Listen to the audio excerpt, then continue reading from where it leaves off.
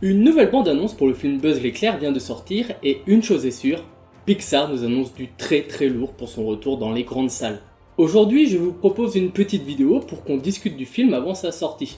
Je n'analyserai pas le trailer, ou que très peu, et je ne proposerai pas de réelle théorie car je ne me sens pas forcément à l'aise dans ce rôle.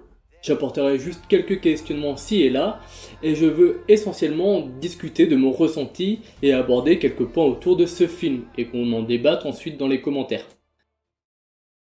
Si l'on devait retenir une caractéristique incroyable de ces trailers, c'est l'animation du film. C'est la première chose qui m'a sauté aux yeux dès l'annonce du film, le côté quasi réaliste de cette animation. Elle est incroyable et magnifique, et Pixar montre qu'en termes d'animation, ils restent les boss incontestés et sont vraiment en avance sur leur temps. Et on va pas se mentir, ça fait du bien de voir une telle animation, car personnellement, je trouve que les dessins et les animations ces derniers temps commençaient à se ressembler un peu trop, avec des personnages cartoonesques, avec de grands yeux et des traits exagérés, etc. etc. J'avais l'impression que seules les ambiances des nouveaux films permettaient réellement de se dégager des précédents films. Il n'y avait pas une patte animation qui était vraiment caractéristique, je trouve. A contrario, par exemple, de La Belle au Bois dormant et des 101 Dalmatiens qui, d'un film à un autre, est totalement différent en termes d'animation. Dans Buzz l'éclair, on garde pourtant certains traits propres au Disney et au Pixar, mais en prenant un certain risque esthétique et en changeant un peu. Et ça fait du bien de voir un peu de changement de ce côté. Alerte Rouge l'avait déjà amorcé en apportant une animation inspirée des animés japonais, et ici pour Buzz l'éclair, Angus MacLane ainsi que les animateurs s'inspirent grandement des films de science-fiction, d'où cet aspect très réaliste. Et ce renouveau fait vraiment plaisir. Et derrière cette animation, cet esthétisme et ce film rompant avec les précédentes œuvres, il y a une véritable prise de risque. Déjà par cette esthétique, certes, mais aussi par l'aspect science-fiction du film, qui sort un peu du registre de Pixar. Même s'il y a déjà eu Buzz l'éclair le film et la série animée Les Aventures de Buzz l'éclair, qui reprenait des aspects SF mais qui ne s'éloignaient pas trop du modèle de Toy Story, que ce soit dans l'animation ou dans l'humour, ici c'est différent car Pixar sort totalement de l'univers de Toy Story, y compris par son esthétisme. Pour un film qui au final ne fait même pas spin-off, tant il semble différer et s'éloigner de Toy Story et du Buzz que l'on connaît. Et c'est là je trouve une autre prise de risque, prendre un personnage ultra connu, adoré par toutes les générations, et de le modifier aussi bien psychologiquement que visuellement, pour en faire une histoire à part entière, et en faire une réelle origin story. Et je salue Pixar pour être sorti de leur zone de confort et d'avoir pris ce risque. Tout cela, que ce soit l'aspect réaliste, la science-fiction, la reprise d'un personnage culte avec lequel les gens de ma génération ont grandi, m'amène à espérer que le film soit un film un peu plus adulte et mature que les autres films Pixar et Disney. Attention, je ne dis pas que les films Disney et Pixar sont des films pour enfants, loin de là, et c'est d'ailleurs ce qui fait toute la richesse de ces films, le fait qu'il y ait ce double sens aussi bien pour les enfants que pour les adultes.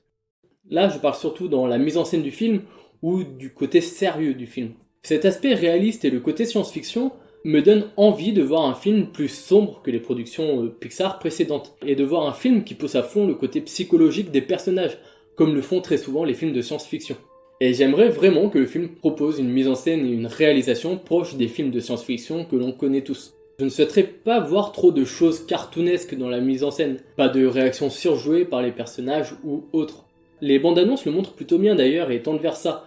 On quitte le monde enfantin de Toy Story pour quelque chose de beaucoup plus sombre et plus sérieux et de plus réel.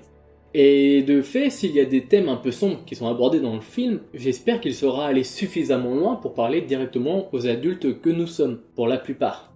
Et je pense que le scénario peut nous amener vers quelque chose de plus adulte, avec un scénario un peu plus complexe qu'un Toy Story, en abordant la question des voyages spatiaux et de la relation au temps, et de la relativité du temps, comme une version simplifiée en quelque sorte d'Interstellar, dont le film semble s'inspirer sur des points de scénario. Et je trouve même que le visage de Buzz me rappelle beaucoup Matthew McConaughey, mais après ça c'est mon avis.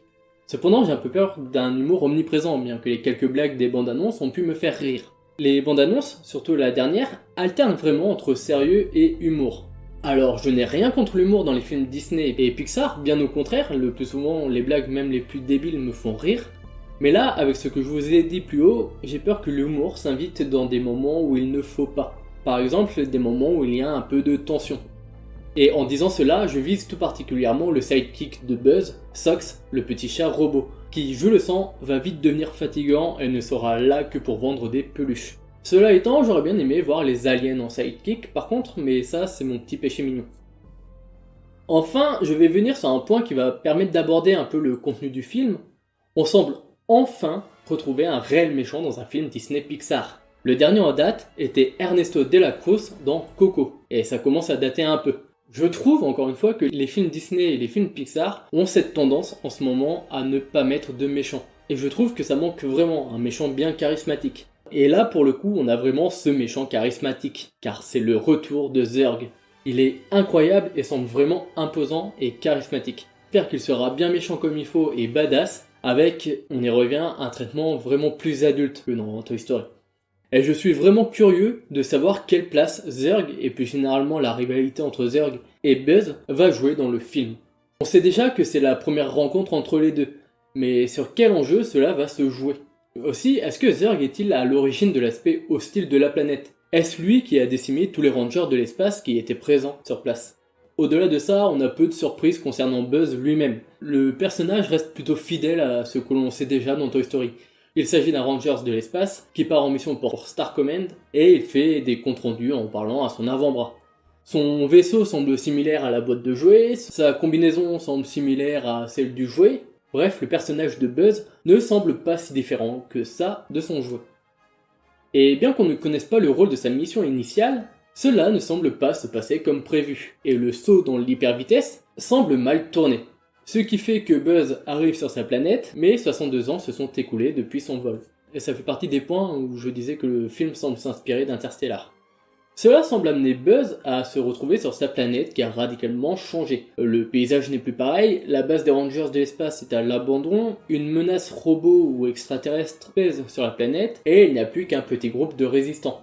Et dans ce groupe se cache la petite fille du commandant Outrun, et donc l'ancienne coéquipière de Buzz. On n'en sait que très peu à ce sujet, espérons que le film ne tombe pas dans les clichés et les choses vues et revues autour de ce thème-là, à voir les relations qui vont se créer et les liens qui vont se tisser entre les différents personnages et les différentes époques.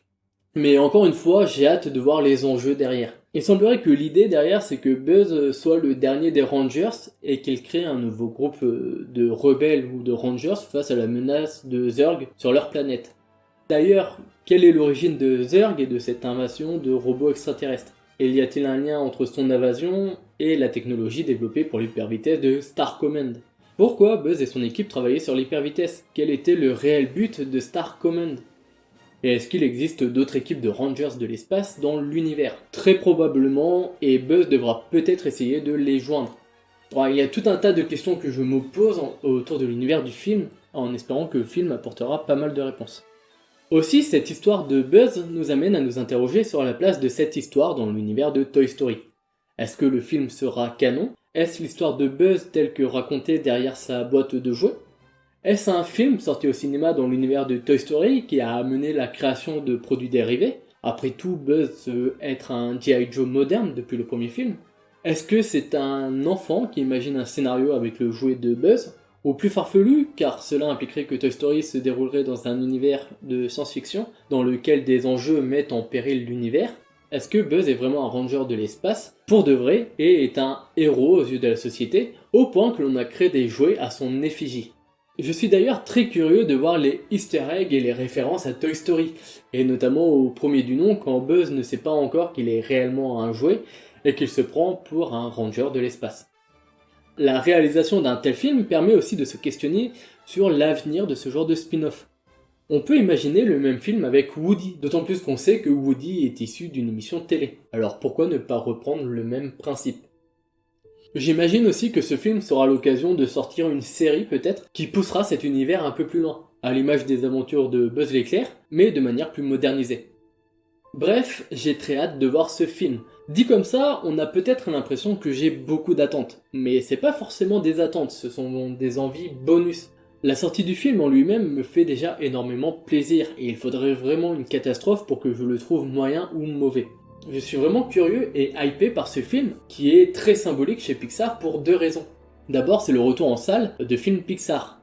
Et quoi de mieux qu'un spin-off de Toy Story, premier film Pixar à sortir en salle, pour fêter cela.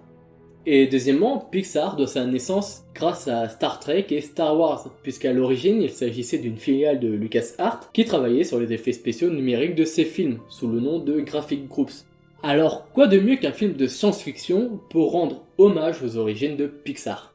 Et vous, qu'attendez-vous de ce film? Êtes-vous pressé de le voir et avez-vous des craintes? J'ai hâte d'en discuter avec vous dans les commentaires, n'hésitez vraiment pas à écrire tout ce que vous pensez du film. Si la vidéo vous a plu, pensez à mettre un petit like et à la partager et à vous abonner si ce n'est pas déjà fait. Quant à moi, je vous dis à très bientôt pour une vidéo où l'on va voir pourquoi Cendrillon doit partir à minuit.